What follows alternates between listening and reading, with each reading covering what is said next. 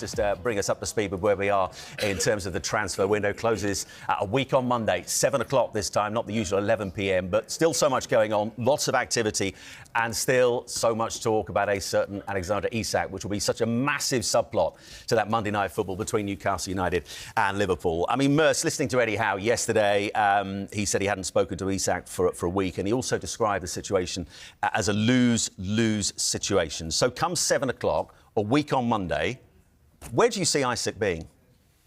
At Liverpool. You do? Yeah, I do. I think, yeah, Dawes said it a week ago or so. He said after Monday's game, I think that it'll be sorted out, and I think he'll be spot on. I think he'll be spot on. It's got to be sorted out. These players now, ain't going to need the money to pay their mortgage. You can sit there for another 6 months if he wants. You know, they might as well take the money now. You know, he doesn't want to play. He's lost his legacy, and it's a shame on Newcastle because I thought they should have beat Villa last week. In Isak's plan, they would have won that game, and you know, that would have been an amazing start to the season. So for me, I don't like the way this is panned out. It's not the first time. It won't be the last time. It won't be the last time. The only one that's gained out of this is Wissa at Brentford, because no one's mentioning him. Yeah, they're not, and he's, as we've heard from Keith Andrews yesterday, back in the squad today, having not been training with them for a little bit while. I mean, there was that statement released by Isak. So much of this now, Clinton, played out on social media. That's the big difference to how we used to see things. I mean, it still happened. It just wasn't played out quite as publicly. I mean, he claimed that broken promises had been made by the club to him. Are you as confident as Merce is that he will still find himself a Liverpool player come the end of the transfer window? Yeah, I think he has to. He has to be a Liverpool player because it's going to be hard to go back to Newcastle. Yeah, they will take him back in if he goes back in and is scoring goals. We know he can score goals, but he's made it plain to everyone, knowledge to everyone that he wants to leave the football club.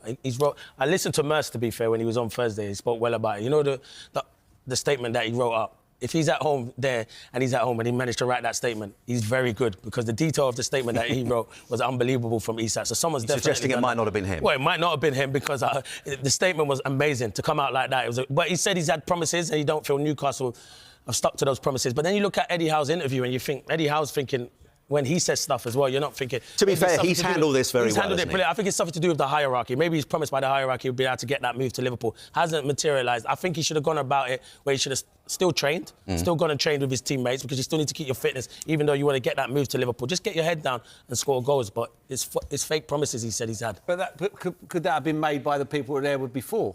Maybe. Do you know what I mean? Yeah, I think it's a sad situation the way it's going to end.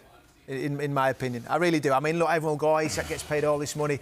It wasn't too long ago he was an idolised, winning the Carabao Cup, heroes. That's all gone. You've just said his legacy is done and dusted. He cannot come back from this, in my opinion. The only way is, what happens if the deal doesn't go through? And Liverpool don't stump up the money and go, right, we're going to pay 130, 40 million pounds what it's going to be. Then he's in limbo. Then what does Eddie Howe do? So there's absolutely no way for you, if he remained a Newcastle United player come the end of the transfer window, there's no way for you he can rebuild those bridges with the fans. That's done for you, is it?